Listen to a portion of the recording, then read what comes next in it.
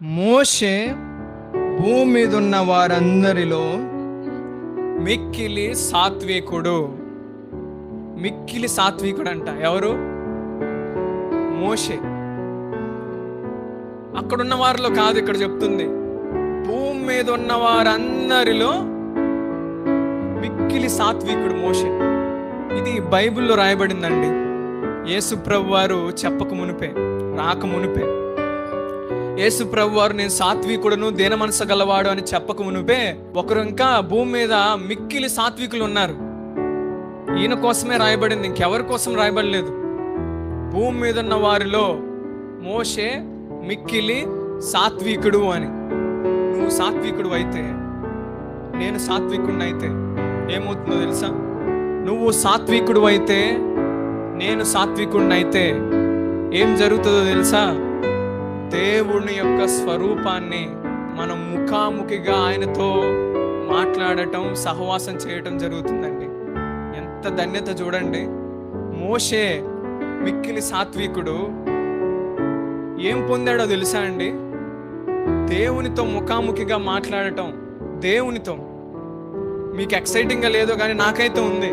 అసలు దేవునితో ముఖాముఖిగా మాట్లాడటం అంటే అసలు అది ఎలాంటిది, ఎంత గొప్ప విషయం అది. యెహోవా స్వరూపమును నిదానించి చూచాడు అంటే ఇది సాత్వికులకు ఉంటే గొప్ప ధన్యత. ఇది గర్వంతో ఉన్న వాళ్ళతో దేవుడు మాట్లాడతాడా?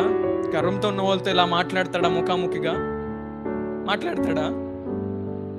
ఎలా మాట్లాడతాడు? గర్వంతో ఉండే వాళ్ళని, అహంకారంతో ఉండే వాళ్ళని దేవుడు ముఖాముఖితో మాట్లాడాడండి. ఆయన స్వరూపాన్ని మనం నిదానించి చూడలేము. నేను చూడలేను గర్వంతో ఉంటే, అహంతో ఉంటే. ఒక ఉదాహరణ, సాత్వికుడై ఉన్నప్పుడు మిక్కిలి సాత్వికుడు ప్రభువుని చూశాడు. ముఖాముఖిగా ప్రభువుని చూసి మాట్లాడాడు ప్రభువుతో. ఇప్పుడు నేను సాత్వికునిగా ఉంటే దేవుని స్వరం వింటాను. ఆయన యొక్క స్వరూపాన్ని నిదానించి చూడటానికి నాకు ధన్యత కల్పించబడుతుంది. మరి మీకున్నదా ఆ సాత్వికము, మిక్కిలి సాత్వికము? నెబుకద్నెజర్ని ఒక ఉదాహరణ తీసుకోవచ్చు. గర్వంతో ఉంటే దేవుడు ఎలాగ అణిచివేస్తాడు అని. మోషేని ఒక మిక్కిలి సాత్వికుడు ఏం చేయబడుతున్నాడో, ఎలాగ దేవుని స్వరం విన్నాడో, ప్రభువుతో ఎలాగ ముఖాముఖిగా మాట్లాడాడో ఆ ఆధిక్యతను. రెండు ఒక వ్యతిరేకమైన ఉదాహరణలు.